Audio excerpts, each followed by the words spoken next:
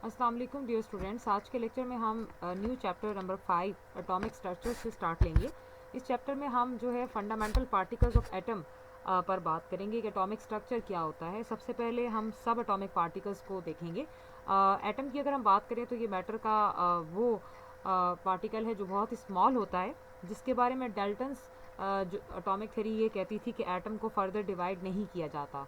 फिर modern research ने इस बात को रद्द किया और बताया कि एटम डिवाइजेबल है और बहुत सारे सब एटॉमिक पार्टिकल्स इसमें से डिस्कवर किए गए, जिनमें फंडामेंटल पार्टिकल्स में इलेक्ट्रॉन, प्रोटॉन और न्यूट्रॉन को डिस्कवर किया गया। इसमें हम आज इन्हीं की डिस्कवरी और प्रॉपर्टीज़ को देखेंगे। पहला है जी डिस्कवरी ऑफ इलेक्ट्रॉन, जिन्हें हम कैथोड रेज भी कहते हैं।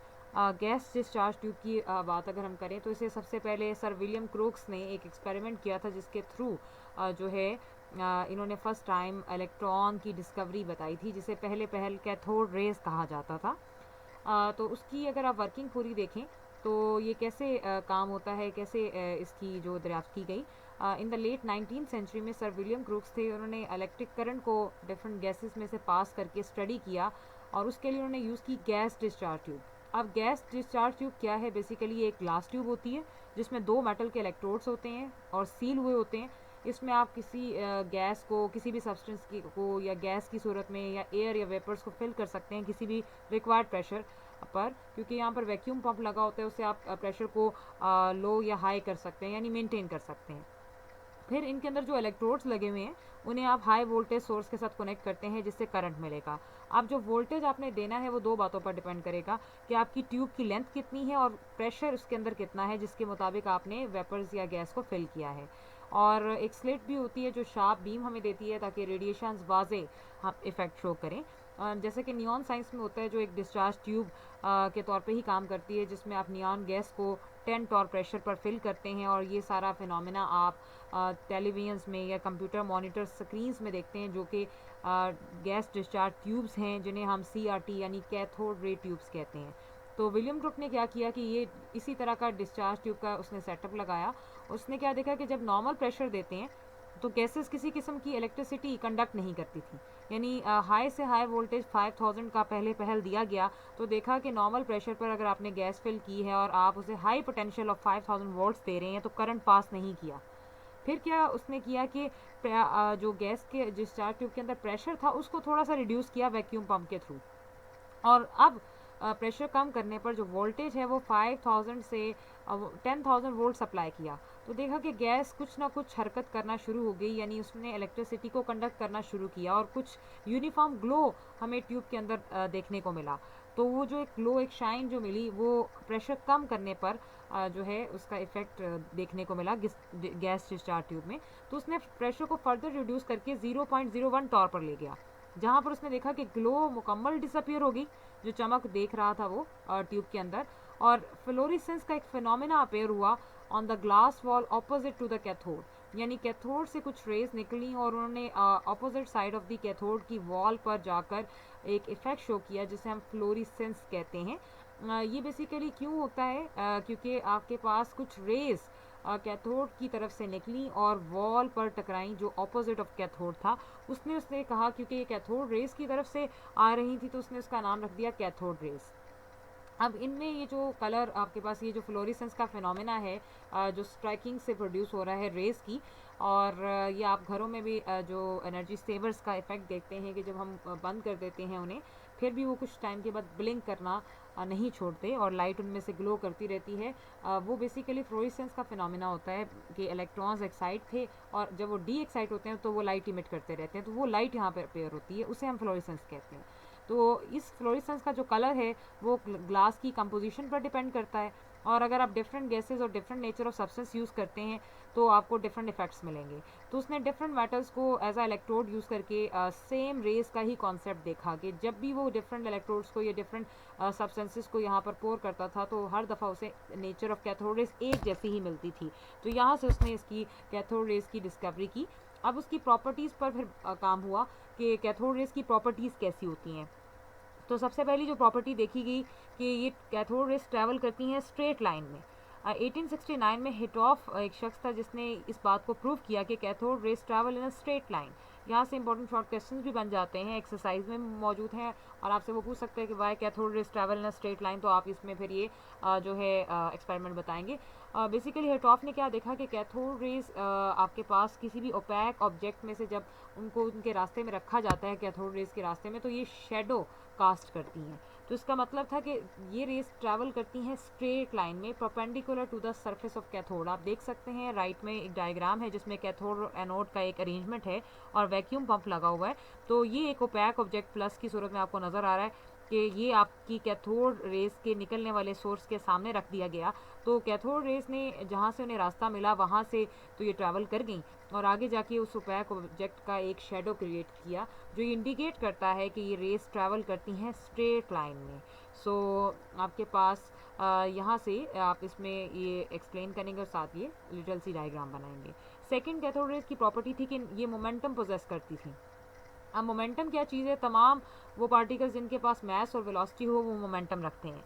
अब इस बात का जायज़ा लेने के लिए कैथोड रे की एक वर्किंग को चेक करने के लिए कैथोड रेस के रास्ते में एक रोटेटिंग व्हील रख दिया गया, स्मॉल पैडल व्हील। तो क्या हुआ, जैसे ही कैथोड रेस निकली और टकराई पैडल के साथ, तो उन्होंने पैडल को मूव करवा दिया। इसका मतलब है कि कैथोड रेज जो एक्चुअली ये बीम ऑफ पार्टिकल्स थे जिनके पास मोमेंटम भी था, क्योंकि मोमेंटम से मुराद है कि इनके पास मास और वेलोसिटी दोनों है। यही वजह है कि जब आपके पास ये आकर टकराई तो उन्होंने अपना मोमेंटम इसको ट्रांसफ़र किया, जिसकी वजह से व्हील रोटेट करना शुरू हो गया।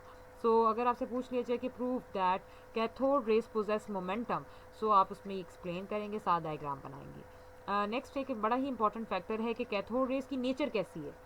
तो पता चला कि ये नेगेटिवली चार्ज्ड होते हैं। कैसे इस बात का अंदाज़ा लगाया गया, 1895 में जे पैरन ने पहली दफ़ा बताया कि कैथोड रेज जब उन्हें मैग्नेटिक फील्ड में से पास किया जाता है तो ये डाउनवर्ड बेंड कर जाती है टुवर्ड्स द पॉइंट 3। अगर आप इस वर्किंग को देखें तो ये अगेन पूरा डिस्चार्ज ट्यूब के, ये सारे डिस्चार्ज ट्यूब के डिफरेंट फॉर्म्स हैं। ये भी डिस्चार्ज ट्यूब है जिसमें ये एनोड लगा हुआ है, ये कैथोड लगा हुआ है और इनका बैटरी के साथ कनेक्शन है, और आगे यहाँ से रे निकल रही है और उसके रास्ते में मैग्नेटिक फील्ड अप्लाई की गई है। और ये आप देख रहे हैं इलेक्ट्रिक फील्ड का कॉन्सेप्ट है, ये जो सर्कुलर आपको नज़र आ रहा है ये मैग्नेटिक फील्ड है। और जब आप कोई फील्ड अप्लाई नहीं करते तो कैथोड रेस, आपने पॉइंट नंबर 1 में पढ़ा कि वो स्ट्रेट ट्रैवल करती हैं और पॉइंट P1 पर जाकर हिट करती थी। लेकिन जब आप मैग्नेटिक फील्ड अप्लाई करते थे तो जे पेरिन ने ये देखा कि ये आपके पास cathode rays they bend toward the point number 3 towards the downward side. So यहाँ से उसने इफेक्ट बताया कि इनका कुछ ना कुछ इफेक्ट होता है जब इनके रास्ते में मैग्नेटिक फील्ड अप्लाई की जाए। 1897 के अंदर जे थॉमसन ने उन्हीं कैथोड रेस को इलेक्ट्रिक फील्ड के साथ स्टडी किया। क्या देखता है कि जैसे ही कैथोड रेस के रास्ते में पॉजिटिव नेगेटिव इलेक्ट्रोड्स रखकर इलेक्ट्रिक फील्ड अप्लाई की गई, तो उसने क्या देखा कि जो जैसे ही कैथोड रेस इसमें से पास की तो they bend towards the positive plate that is present on the upward direction and strike the plate at the point P3। तो यहाँ से पता चला कि जो कैथोड रेज हैं ये आपके पास मैग्नेटिक और इलेक्ट्रिक फील्ड दोनों में इफेक्ट शो करती हैं। तो वहाँ से 3 रिजल्ट्स निकाले गए कि एब्सेंस में इलेक्ट्रिक फील्ड या मैग्नेटिक फील्ड जब नहीं होती तो इलेक्ट्रॉन सीधा पॉइंट P1 पर जाके स्ट्राइक करता है। ये प्लेट बेसिकली एक डिटेक्टर का काम करती है, जब भी इस पर आकर कैथोड रे टकराती है तो एक स्पार्क प्रोड्यूस करती है। उस स्पार्क से पता चलता है कि आपके पास पार्टिकल्स कहाँ पर जाकर गिर रहे हैं। सो जब आप इलेक्ट्रिक फील्ड अप्लाई करते थे सिर्फ तो इलेक्ट्रॉन्स स्ट्राइक करते थे पॉइंट P2 अपवर्ड डायरेक्शन, और जब आप मैग्नेटिक फील्ड सिर्फ और सिर्फ अप्लाई करते थे तो इलेक्ट्रॉन स्ट्राइक करते थे towards the downward direction point P3। तो दोनों की अगर फिर जे थॉमसन ने क्या किया कि इलेक्ट्रिक और मैग्नेटिक फील्ड को एक साथ इस तरह से अप्लाई किया कि दोनों का इफेक्ट कैंसिल हो जाए।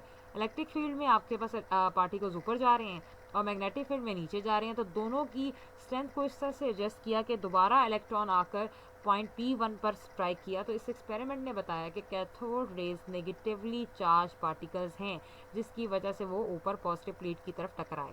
सो यहाँ से प्रूफ मिलता है, प्रूफ दैट या justify that cathode rays are negatively charge. इसका क्वेश्चन भी आप देख सकते हैं एक्सरसाइज का, question number 4 part number D। The bending of cathode rays in the electric and magnetic field shows that they are negatively charge. तो आप इसमें एक्सप्लेन करेंगे। नेक्स्ट प्रॉपर्टी है जी फ्लोरेसेंस। अभी हम इसके बारे में बात करके गए हैं कि आपके पास ग्लास ट्यूब की वॉल्स जिस मटेरियल की हैं उसके अकॉर्डिंग आपका फ्लोरेसेंस का फिनोमेना होता है, चमक प्रोड्यूस होती है, that is greenish in colour normally. इसके अलावा भी आपके पास अगर ग्लास ट्यूब रेयर अर्थ या मिनरल्स की हो तो फ्लोरेसेंस में आपको डिफरेंट जो है कलर्स मिलेंगे, जैसे कि एलुमिना आपके पास ग्लो रेड देता है और टिन स्टोन का ग्लो येलो होता है। सो ये फिनोमेना भी कैथोड रेज का था। नेक्स्ट, कैथोड रेज जो है एक्स रेज भी प्रोड्यूस कर सकती हैं। जब भी ये किसी एनोड के साथ टकराती थी और वो जिसका mass particularly high atomic mass होता था, तो टकराने पर ये कुछ रेस खारिज करती थी जिन्हें एक्स रेस कहते थे। तो ये भी इनकी प्रॉपर्टी थी। नेक्स्ट में ये एनर्जेटिक रेस थी, क्योंकि जब भी ये किसी ऑब्जेक्ट से टकराती थी तो उसे हीट अप कर देती थी। ये फैक्ट शो करता था कि कैथोड रेज एनर्जेटिक रेज हैं। और दूसरा ये भी देखा गया कि कैथोड रेज को जब किसी भी कनकेव कैथोड पर फॉल करवाया जाता है on a platinum foil like, so ये ग्लो करना शुरू कर देती हैं। और ग्लो बेसिकली हीटअप और एनर्जी और एक्साइटेशन की वजह से ही मुमकिन होता है। आयनाइजेशन भी इनका फिनोमेना है कि ये गैस को आयनाइज कर सकती हैं। कैसे? कि जब भी ये गैस के पार्टिकल्स से टकराएंगी तो उनके इलेक्ट्रॉन्स को खारिज करेंगी, जिससे पॉजिटिव आयंस प्रोड्यूस होते हैं, और इस फिनोमेना को आयनाइजेशन भी कहा जाता है। नेक्स्ट जी, ये केमिकल चेंज भी काज करती हैं, क्योंकि ये नेगेटिवली चार्ज हैं, तो इनकी एडिशन सब्सटेंस को रिड्यूस करेगी, और इसीलिए हम कहते हैं कि ये केमिकली चेंज भी काज करती हैं रिडक्शन की वजह से, और इसकी वजह इन पर मौजूद नेगेटिव चार्ज है। पास थ्रू थिन फॉयल, जितनी भी कैथोड रेज हैं ये थिन मेटल की फॉयल, लाइक गोल्ड की फॉयल हो, एल्यूमिनियम की फॉयल हो, थिन मेटल फॉयल में से ये पास करने की सलाहियत रखती हैं, जो ये शो करता है कि ये पेनिट्रेटिंग होती हैं। नेक्स्ट है जी, charge to mass ratio. Charge को ई से शो किया जाता है और मैस को एम से। इनकी चार्ज टू मैस रेशो को जज किया गया तो पता चला कि ये सिंपली इलेक्ट्रॉन्स होते हैं। सो ये पॉइंट बड़ा इंपॉर्टेंट है कि they are simply electrons. J Thomson ने इस बात को प्रूव किया कि कैथोड रेज एक actually stream of negatively charge particles हैं, यानी एक धार है नेगेटिवली चार्ज पार्टिकल्स की, और उसकी कैलकुलेट करके उसने E/m रेशो भी बताई। और जब उसने ये भी देखा कि हर गैस को जब भी किसी भी नेचर ऑफ गैस को डिस्चार्ज ट्यूब में फिल करते थे तो हमें सेम रेशो मिलती थी E/m की। सो वहाँ से इसने कंक्लूड किया कि फंडामेंटल पार्टिकल्स आपके पास, ये जो फंडामेंटल पार्टिकल हमारे पास यहाँ पर मौजूद है वो सेम है तमाम गैस में। It is the fundamental particle, जिसे बाद में स्टोने ने नाम दिया था, दैट इज़ इलेक्ट्रॉन्स। इससे पहले बात कैथोड रेज की होती थी। तो अगर आपसे MCQ में पूछ लिया जाए कि who name the electrons, who give the cathode rays the name electrons, तो आप स्टोने का नाम लेंगे। और आपसे ये पूछा जाए कि प्रूव दैट कि E/m ratio of different gases is same, तो देन आप ये बताएंगे कि हर गैस का ही फैक्टर सेम था। तो ये आपके पास हैं कैथोड रेज की प्रॉपर्टीज़। नेक्स्ट आ जाती हैं second, that is positive raise, यानी डिस्कवरी ऑफ प्रोटॉन। 1886 में एक जर्मन फिजिस्ट था इग्विन गोस्टिन, इसने एक another type of positive raise को दरियाफ्त किया, जिन्हें कहा जाता है कैनाल रेज भी। इसने भी बिल्कुल उसी तरह से जो है विलियम क्रूक्स का ही एक्सपेरिमेंट परफॉर्म किया, लेकिन ऑपोजिट तर्ज से इसने स्टडी किया। इग्विन गोस्टिन ने कैथोड को परफोरेटेड लिया डिस्चार्ज ट्यूब के अंदर। परफोरेटेड से मुराद है जिसमें सुराख हो। आप देख सकते हैं कि कैथोड में सुराख मौजूद हैं और उसमें से रेस पास कर रही हैं। तो उसने हाई वोल्टेज, वही सारी वर्किंग है, सब कुछ वही है, सिर्फ कैथोड को परफोरेटेड लिया और हाई वोल्टेज अप्लाई किया, तो क्या दिखता है कि ग्लो अपेयर होता है glass wall opposite to the anode. पहले हम ये देख रहे थे कि कैथोड के ऑपोजिट वॉल पर आपको स्पार्क या फ्लोरेसेंस या ग्लो मिल रहा था। तो उसने जब परफोरेटेड कैथोड का इस्तेमाल किया तो उसने कहा कि एट द सेम टाइम कुछ ऐसी रेज होती हैं जो ऑपोजिट टू कैथोड ट्रैवल करती हैं, और एट द सेम टाइम कुछ आपके पास opposite to anode perforated cathode में पास करने की सलाहियत भी रखती हैं और ऑन द वॉल टकराने पर ग्लो प्रोड्यूस करती हैं।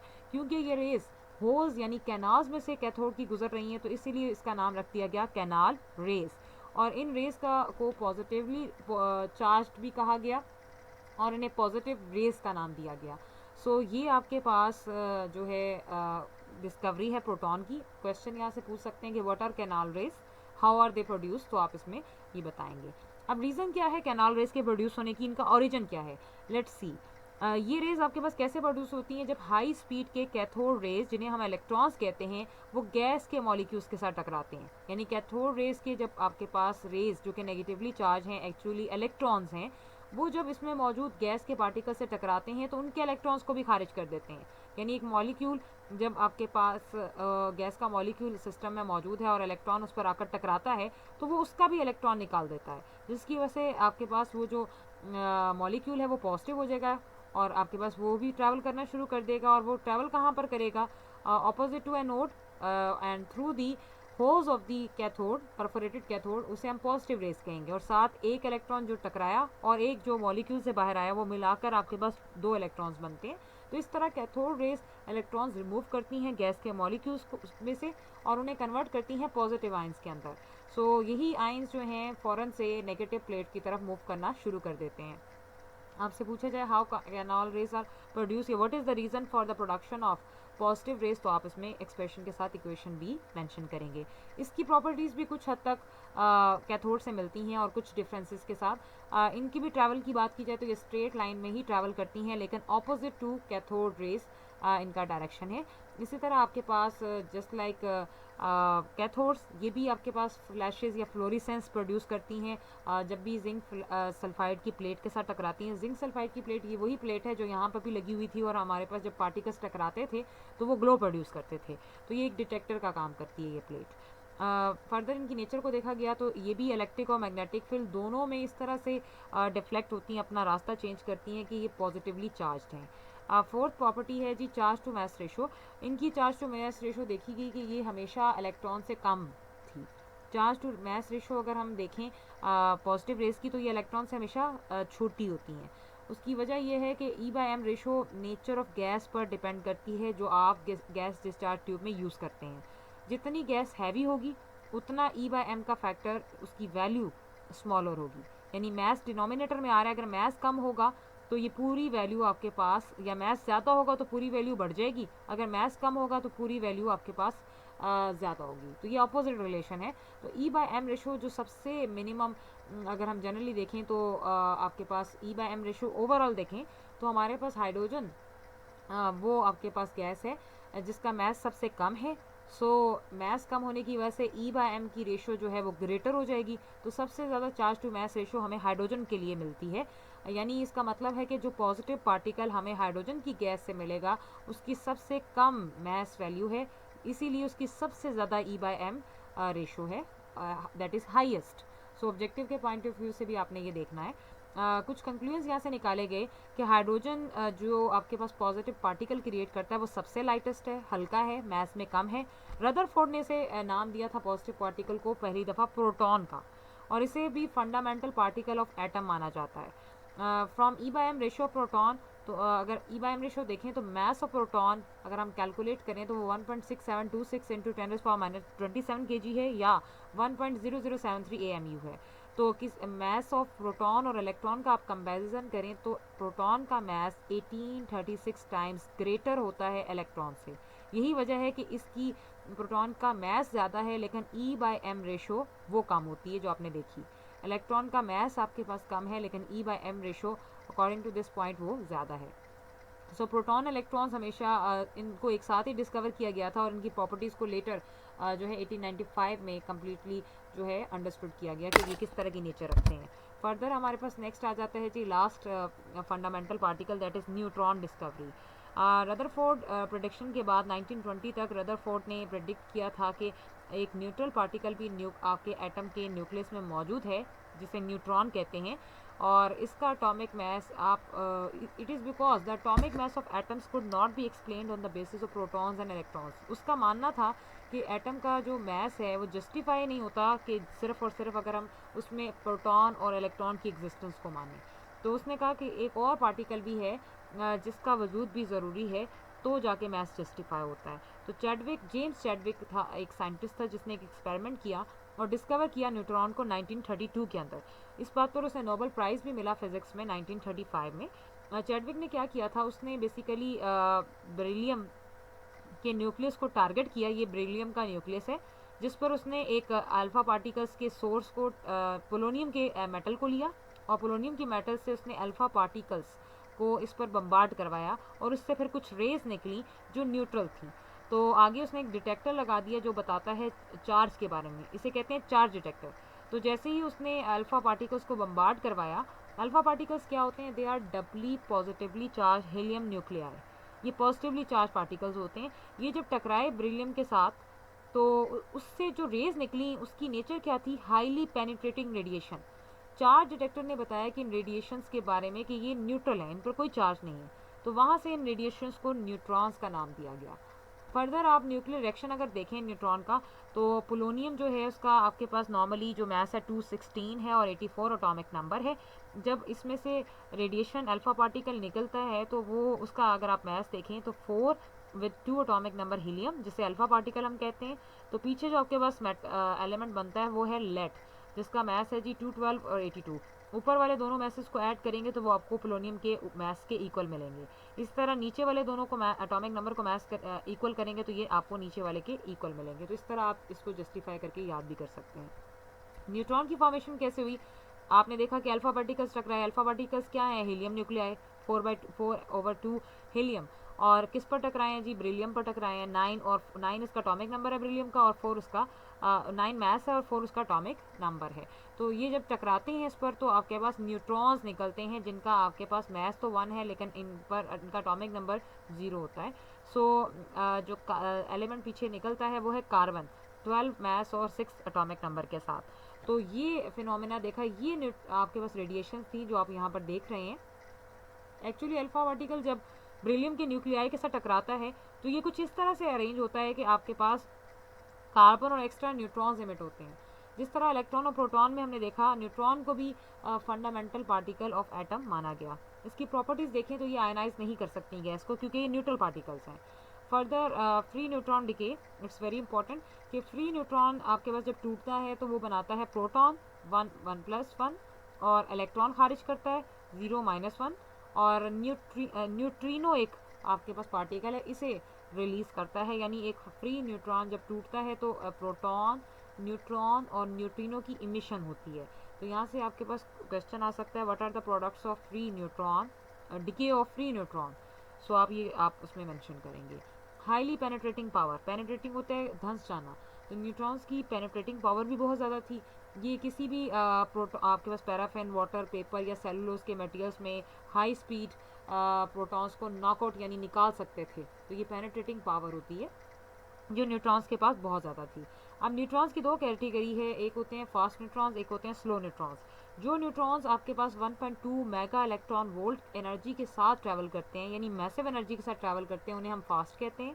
जो न्यूट्रॉन्स आपके पास 1 इलेक्ट्रॉन वोल्ट से भी कम एनर्जी के साथ ट्रैवल करते हैं, उन्हें हम स्लो न्यूट्रॉन्स कहते हैं।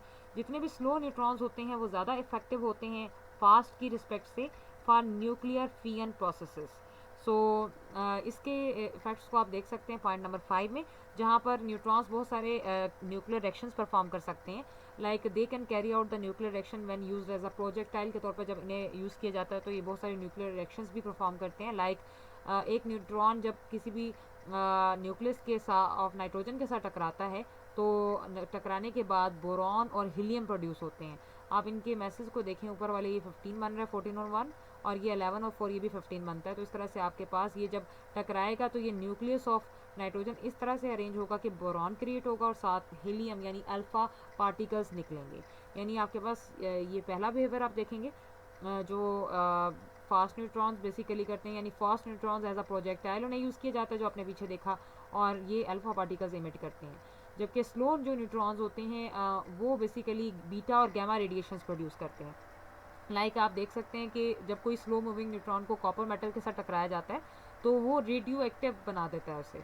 कैसे बना देता है? लाइक आप देख सकते हैं कि न्यूट्रॉन है और ये आपके पास इस कॉपर 65 विद 29 एटॉमिक नंबर के न्यूक्लियस से के जाकर कैप्चर कर लिया उसने और उसको कन्वर्ट कर दिया 6629 कॉपर में। यानी आपके पास इसका एटॉमिक मास 1 यूनिट के साथ इंक्रीज़ हो गया है। और आपके पास ये जो HV रेडिएशंस आप देख रहे हैं ये एक्चुअली गैमा रेडिएशंस हैं जो खारिज होती हैं जब आपका न्यूट्रॉन कॉपर से टकराता है और उसे रेडियो एक्टिव बनाता है।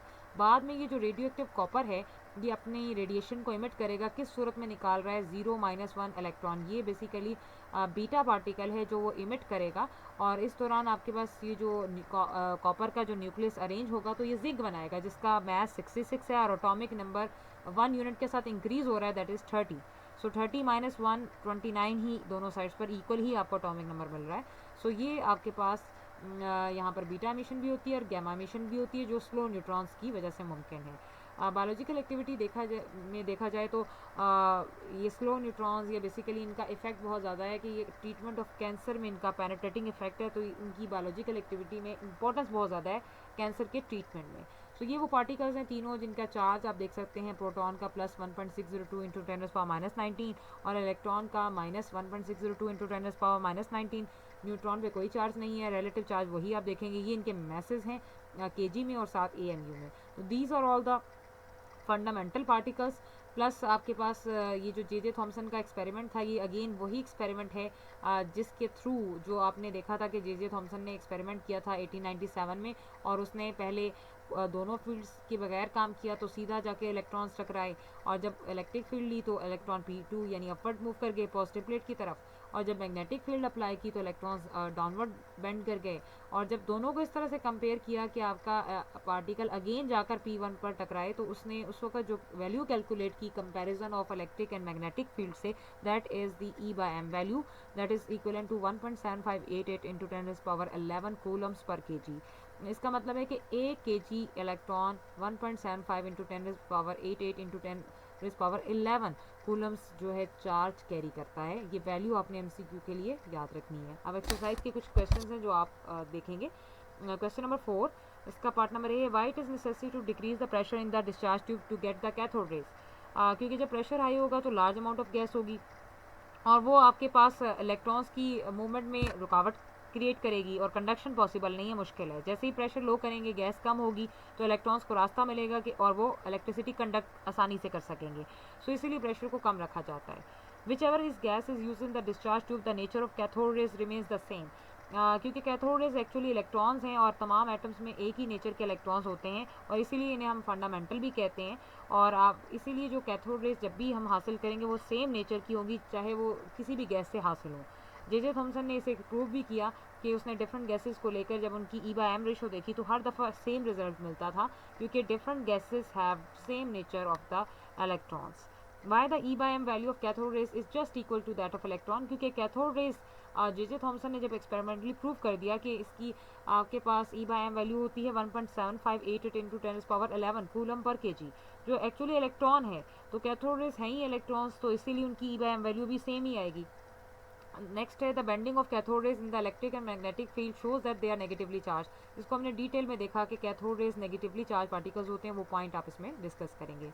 Y positive rays are also called canal rays, ये भी हमने देखा था क्योंकि वो होल्स में से गुजर रही थी, परफोरेटेड कैथोड के पोर्स में से गुजर रही थी जिन्हें कैनॉस कहा जाता था, तो उससे उसका नाम कैनाल रेज रखा गया। The E/m value of positive rays for different gases are different but those for cathode rays the E/m value is same. क्योंकि कैथोड रेज तो इलेक्ट्रॉन्स हैं और उनकी नेचर तमाम एटम्स में सेम है, इसीलिए डिफरेंट गैसेस की E/m रेशो भी सेम है। लेकिन बात अगर हम पॉजिटिव रेज की करें तो जो जिस नेचर को आप ऑफ गैस को यूज़ करेंगे उसकी जब भी आयनाइजेशन होगी उससे एक पॉजिटिव रे बनेगी। यानी हीलियम को अगर आप उसका इलेक्ट्रॉन खारिज करवाते हैं तो हीलियम प्लस पॉजिटिव रे बनेगी, नियॉन को करवाते हैं तो नियॉन की पॉजिटिव रे बनेगी। तो हर पॉजिटिव रे यानी हीलियम का मास कुछ और है, नियॉन का मास कुछ और है और दोनों डिफरेंट न्यूक्लियाई ऑफ गैसेज रखते हैं, इसीलिए डिफरेंट गैसेस के डिफरेंट न्यूक्लियाई होते हैं और उनकी पॉजिटिव रेज भी डिफरेंट होती हैं। सो आपने एक्सप्रेशन में एग्जांपल्स के थ्रू बात करनी है। नेक्स्ट है जी, the E/m value for positive rays obtain from hydrogen gas is 1836 times less than that of the cathode rays. Positive rays हमें हाइड्रोजन गैस से जो डिस्चार्ज ट्यूब में हासिल हुई उनमें प्रोटॉन्स पर वो मुश्तमिल होती हैं, जबकि कैथोड रेज इलेक्ट्रॉन्स पर मुश्तमिल होते हैं। जो भी प्रोटॉन और इलेक्ट्रॉन है उनका मैग्नीट्यूड इक्वल होता है, लेकिन मास की बात करें तो प्रोटॉन 1836 टाइम्स मैसिव है। अगर वो मैसिव है तो उसकी E/m वैल्यू उतनी ही टाइम्स कम होगी। Like E/m value of positive raise की अगर हम बात करें that is obtain from the hydrogen gas, तो वो 1836 टाइम्स कम क्यों है कैथोड से, क्योंकि पॉजिटिव रेज का जो मास है वो 1836 टाइम्स ज़्यादा है। तो अभी आपको बताया था कि मास अगर ज़्यादा है तो E/m कम होती है और अगर मास कम है तो E/m ज़्यादा होती है। तो ये एक्सप्रेशन को जहन में रखते हुए आप इस क्वेश्चन को के आंसर को जज करेंगे। This is all about the sub atomic particles of atom. Next में इंशाल्लाह हम फर्दर स्टडी करेंगे। Best of luck.